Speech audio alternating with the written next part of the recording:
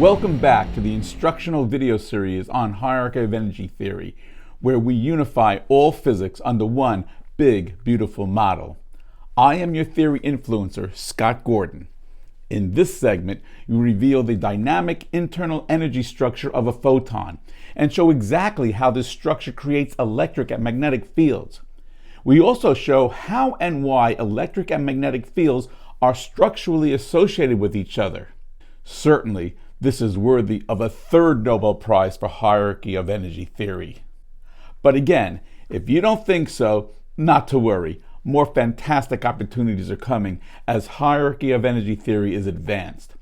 You can remain a doubting Thomas or decide to jump on board. Perhaps a Nobel Prize is waiting for you as you apply hierarchy of energy theory to your own research. The choice is yours. In lessons 1 through 6, we proposed a building block for spacetime and stated that this building block is responsible for creating everything in the universe. We then constructed spacetime by adding energy to align our building blocks. We found that spacetime's energy represents the base energy tier in hierarchy of energy theory, and that this energy is expressed mathematically using the term c to the 0 power. We showed that accelerating a building block to the speed of light transforms it into a photon, where the energy used to accelerate it is locked within the photon's wavelength. We independently derived the energy of a photon as Planck's constant times the frequency, and found that the energy of photon can also be expressed using the term c to the 1st power. We showed that energy tiers form the basis of hierarchy of energy theory, and they are expressed in this equation, where G can have a value of 0, 1, or 2, representing the 3 energy tiers that exist in our universe. We found that the energy of a photon is independent from the energy of spacetime. We also found that the photon creates a longitudinal wave in the energy of spacetime. This wave has the same mathematics as any longitudinal wave in a medium. And now we start with the longitudinal wave equation. But wait, a light wave is expressed using a transverse electromagnetic wave. But we showed that a photon creates a longitudinal compression stretching wave in spacetime. What gives? Well, I'll tell you what gives. These equations are very similar, and the solutions to these equations are also similar. Here is the solution for the electric field along the photon's directional diameter. And here is the solution for the compression and stretching of spacetime along the photon's directional diameter. The directional diameter is the direction that the photon is moving along as it lies on the photon's primary energy plane. Solving the transverse wave equation for the electric field gives us the electric field value along the directional diameter. Solving the longitudinal wave equation for the compression and stretching of spacetime gives us the compression and stretching of spacetime along the directional diameter. By comparing the solutions of these wave equations, we can conclude that the compression and stretching of spacetime corresponds with the electric field value. We know how compression and stretching of spacetime occurs, but how does this correlate with the creation of the electric field? Well, first, let's see what is exactly occurring along the photon's directional diameter. Along the first quarter of the wavelength, spacetime's energy is being moved forward and compressed. The maximum compression of spacetime occurs at the 1/4 mark along the wavelength. The total forward displacement of spacetime along the first quarter of the wavelength is 1/2 a quantum distance. Along the second quarter, the compression of spacetime decreases until we get to the midpoint of the wavelength. At the midpoint of the wavelength, there is no compression of spacetime, but spacetime is displaced by a total of 1 quantum distance. In the third quarter segment of the wavelength, spacetime is being stretched and moved backwards. The maximum stretching of spacetime occurs at the 3/4 mark of the wavelength. The displacement of spacetime at the 3/4 mark is now decreased to 1/2 a quantum distance. By the time we get to the trailing end of the wavelength, spacetime is no longer displaced, nor is it stretched, and it has moved back exactly to its original position. So where does the electric field come from? And why does the electric field vector align itself along the independent energy direction of the photon's energy plane? Well, I'll tell you why. The total energy of the photon is represented on the directional diameter, but all the energy of the photon does not exist on the directional diameter. A photon's energy is distributed within the entire internal structure of the photon. So let's go back to lesson 3, where we showed that the structure of a space-time building block has a primary energy plane and secondary energy planes. These secondary energy planes extend infinitely outward along the building block's axial direction. The energy planes extend infinitely outward along the two independent energy directions of the planes. When the building block is accelerated to the speed of light, the energy along the photon's direction of motion is locked into its wavelength. And this occurs for the energy present on the secondary energy planes too. But the independent energy directions on all the photon's energy planes continue to extend outward infinitely. In addition, the secondary energy planes are aligned along the axial direction, and the existence of these energy planes extend infinitely outward. So now we have spacetime being compressed forward and stretched backward along the photon's direction of motion within its wavelength. The photon's region of energy exists throughout an infinite region of spacetime along the directions perpendicular to its motion. The maximum displacement of spacetime is still one quantum distance at the photon's center point. The amount of spacetime displaced decreases the farther the distance from the center point on the primary plane's directional diameter. Now with this model, we are finally ready to show how electric and magnetic fields are created. Oh, and before I do so, I just want to point out that we are about to provide a much more reasonable foundation to quantum field theory. We're going to show that there's not a multitude of energy fields that permeate spacetime. There is only one energy field that permeates spacetime, and that is the energy field of spacetime itself. So how are electric and magnetic fields created? Well, the short answer is they're created by the interaction of energies from different energy tiers. The energy of a photon is the energy of the first energy tier, and the energy of spacetime is the energy of the base energy tier. It was shown previously that these energies are independent of each other. We also know that the photon's energy exists only on its energy planes, and this gives the photon a different internal structure along two independent energy directions of spacetime. And this provides the means for different energy fields to be created along the independent energy directions. Not only does the photon's energy exist on its energy planes, but all the energy on its energy planes is aligned only along the direction of the photon's motion. That means that the energy planes of the photon can compress and stretch the underlying spacetime only along the direction of the photon's motion. The fact that the photon has its energy planes aligned on the XY planes means that there is a continuity of energy on this plane. In comparison, there is no continuity of energy on the XZ planes because the photon has no energy along its axial Z direction. We should not consider spacetime as a matrix structure in our usual sense.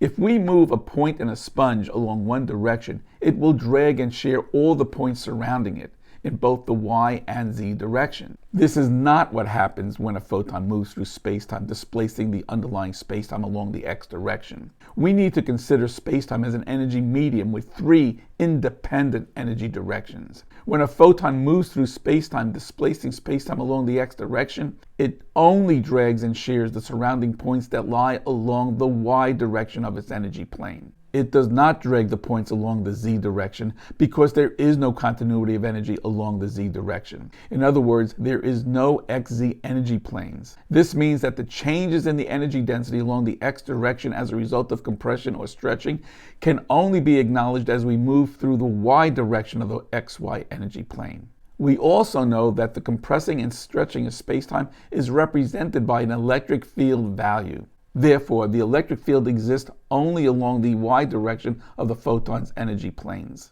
The Z direction does not lie on a photon's energy plane.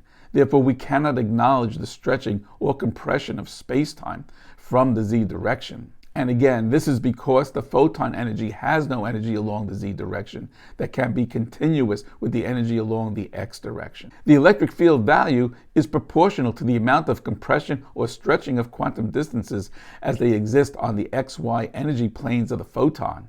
Compressed quantum distances could represent either a positive electric field value or a negative electric field value. We will get to figure out which correlates with which when we figure out why the universe contains only matter. But for now, we'll just say that the compression of the underlying space-time quantum distances is associated with a positive electric field value, and stretching of the underlying space-time quantum distances is associated with a negative electric field value. The more compression, the greater the positive electric field value. The more stretching, the greater the negative electric field value. So what creates the magnetic field? Well, I'll tell you. The differing amounts of energy displacements on the energy planes create a sharing of space-time's energy at every point on every energy plane. It is the rate of shearing that creates the magnetic field. The shearing is somewhat compatible to twisting of the energy of the photon's energy planes. Note that the shearing can only take place on the energy planes, not between the energy planes. The rate of shearing at each point on the plane along the axial direction creates the magnetic field. But does this make sense? Of course it does. We never see a magnetic field without two poles, and this is because when you twist something, it is seen clockwise in one direction and counterclockwise in the other direction. The magnetic field is the rate of shearing of space-time energy at every point on every energy plane, and the magnetic field exists along the photon's axial direction.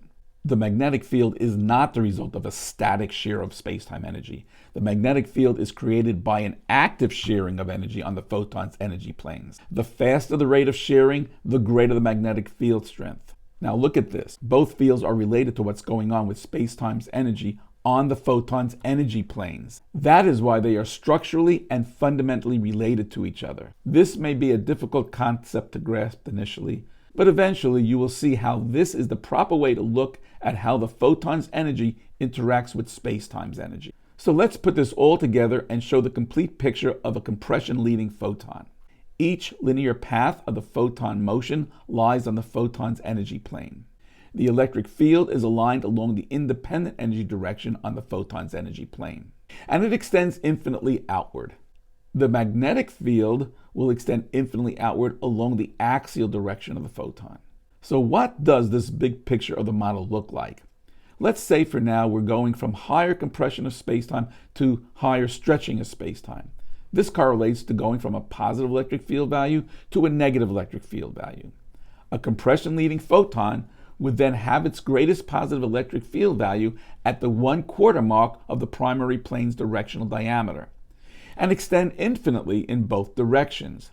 The electric field value will decrease as we go farther from the directional diameter as the amount of spacetime compression decreases.